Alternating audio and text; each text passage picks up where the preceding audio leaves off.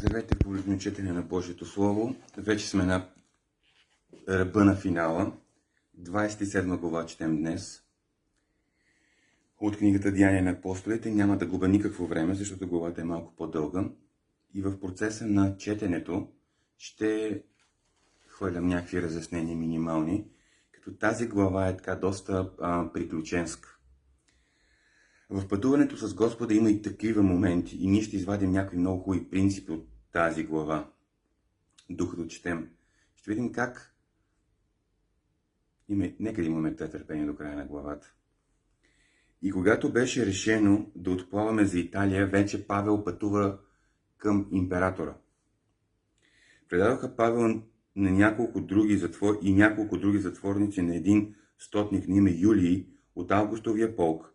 И като се качихме на един адрамитски кораб, който щеше да отплава за местата покрай Азиатския бряг, тръгнахме и с нас беше Аристарх, македонец от Солун.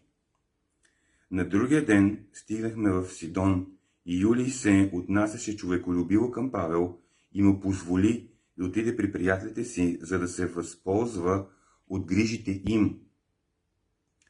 И оттам, като тръгнахме, плавахме на завет под Кипър, понеже ветровете бяха насрещни, и като преплавахме морето, покрай Киликия и Памфилия, стигнахме в ликийския град Мира. Там стотникът намери един александрийски кораб, който плаваше за Италия и ни качи на него. И след като бяхме плавали с усилие в продължение на много дни, и едва стигнахме срещу Кринт, понеже вятърът не ни позволяваше да влезем там, плавахме на завет под Крит, срещу нос Салмон. И като преминахме и него с мъка, стигнахме до едно място, което се казваше Добри пристанища, близо до което беше град Ласер. Но след като беше минало много време и плаването беше вече опасно, защото и постът беше минал, Павел ги съветваше, като им казваше: мъже, виждам, че това пътуване ще бъде с повреда и голяма загуба не само на товара, но и на кораба, но и на животът ни. Павел ги предупреди от името на Господа. Те не го чуха. Но, вижте развръзката. Но стотникът се доверяваше повече на кормчията и на притежателя на кораба, отколкото на думите на Павел. Това е голяма грешка. Винаги се доверяваш на Божия човек. Или, иначе казвам, на гласа на Господа. И понеже пристанището не беше годно за презимуване, тогава не са пътували като при нас, сега както ние пътуваме, въпреки че има положение и време, в което и ние не бихме могли при по-сериозни условия метеорологични, ако и да имаме развит авиация и така нататък. Но те трябва да презимуват. И понеже пристанището не беше годно за презимуване, повечето изказвахме мнение да отплават, ако би било възможно, но до Феникс, едно критско пристанище, което е отворено към югозапад и северозапад, и там да презимуват. И когато подухна южен вятър, мислейки, че са постигнали целта си, те вдигнаха котва и заплаваха бързо към Крит. Но малко след това се спусна бурен вятър, наречен Евраквито, няма, сега ще го кажа правилно.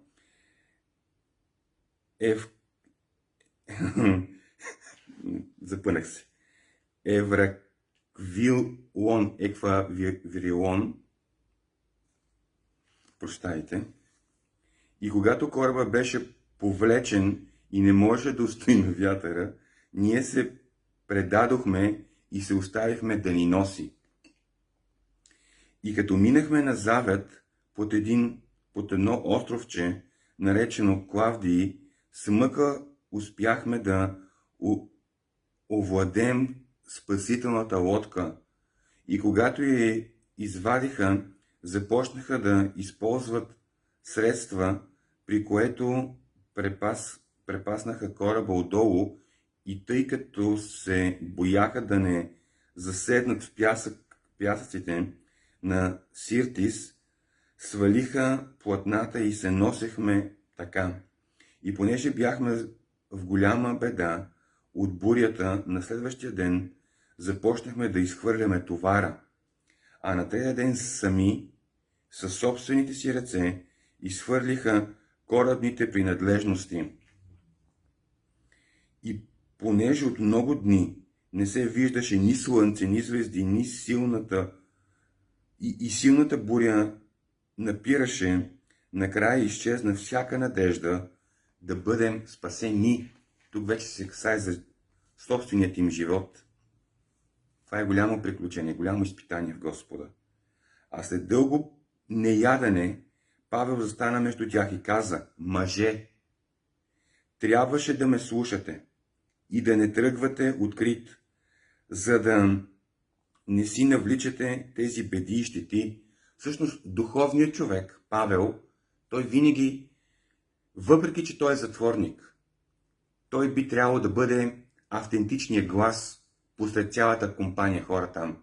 Ако да има военачалник, който да има власт, ако да има кормче и собственика на кораба, които би трябвало да имат по-голяма тежест, всъщност главната тежест е на апостол Павел, понеже той е духовното лице, той е представителя на Господа, който не беше чут. Но вижте, за всяко непокорство има цена, която се плаща. Те ще платят своята цена. Обаче вижте Божията милост. И вижте какво Господ прави всъщност за апостол Павел. Той им подарява хората. Господ подарява хората на апостол Павел. Четем. Но сега ви съветвам да сте бодри, защото нито една душа от вас няма да се изгуби, а само корабът, защото тази нощ до мен застана ангел от Бога, на когото аз принадлежа. Той принадлежи на Господа, както и ние, и на когото служа, и каза: не се бой, Павле, ти трябва да застанеш пред императора, и ето Бог ти подари всички, които плават с теб. Понеже твоята мисия все още не е свършила, ти трябва да идеш пред императора и да говориш на императора, аз ще спаса обаче и тези около тебе, които бяха непокорни. Непокорството е грях, само да ви кажа. Даже много тежък грях. Така, затова, мъже, дързайте, защото вярвам на Бога, че ще бъде така, както ми беше казано. Обаче ние трябва да бъдем изхвърли на някой остров. А когато настана 14-та нощ и ние бяхме тласкани насам натам по Адриатическо море, около среднощ моряците усетиха, че се приближават до някаква суша. И като намериха дълбочина, измериха дълбочината, намериха, че е 20 растега, и като отиваха малко по-напред, пак измериха и намериха, че е 15 растега. И понеже се бояха да не бъдат изхвърлени на каменни места, спуснаха 4 котви от към азанната част и зачакаха да съмне. А когато моряците възнамеряваха да избягат от кораба и бяха свалили спасителната лодка в морето предлог, че щели да спуснат котви от към носа, Павел каза на стотника и на войниците. Пак Павел има слово на знание, има мъдрост, която служи на всички там.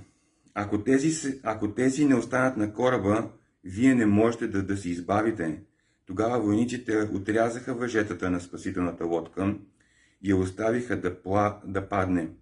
А на разсъмване Павел канеше всички да похапнат, казвайки: днес е 14-тия ден, откакто чакате и стоите гладни, без да сте вкусили нещо. Затова ви моля да похапнете, защото това е за вашето избавление, защото на нито един от вас и косъм от главата няма да падне. Христос говори това. Той използва същите думи, които Исус го говори. И като каза това, взе хляб, благодари на Бога пред всички, разчупи и започна да яде. Той за пореден път им благовества Христос. Тогава всички се ободриха и също ядоха. И в кораба бяхме всички 276 души. Бая хора са си били. И като се нахраниха, започнаха да облегчават кораба, като изхвърляха житото в морето. И когато се разсъмна, те не познаха земята, но забелязаха един залив с пясъчен бряг, към който решиха да тласнат кораба, ако беше възможно. И като откачиха котвите, ги оставиха в морето и отпуснаха също въжетата на кормилата, и като изхвърлиха малкото платно по посока на вятъра, издигнаха малкото платно по посока на вятъра, се отправиха към брега, но попаднаха на едно място, където морето биеше от две страни и там кораба заседна. Предницата се заби и не мърдаше, а задницата взе да се разглобява от напора на вълните, и войниците се наговориха да избият задържаните, да не би да изплуват някой и да избяга. Но стотникът, като искаше да спаси Павел, мотивацията му е това, да спаси Павел, да му послужи, ги възпря от това намерение и заповяда да скочат в морето първо онези, които знаеха да плуват, и да излязат на сухо, а останалите да се спасят кой на дъска, кой на нещо от кораба. И така стана, че всички излязоха на сушата. Амин. Следващата седмица четем последната глава от тази книга, последната описана глава тук. Края на главата няма амин. Книгата продължава. Това е историята на църквата. Всъщност, какъв е извод от тази глава? Това, което Бог е казал, Бог ще го извърши. Без значение през какви перипети хората минават. Хората трябва да се смирят, трябва да дойдат на себе си, трябва да поемат отговорност, трябва да бъдат покорни. В случая Павел. Желая ви благодат. И ако имате въпроси, мнения, коментари или каквото и да било, което искате да ми кажете, спокойно може да използвате полето за коментари отдолу под видеото. Желая ви благодат. И надявам се, че ви помагам с това, което правя.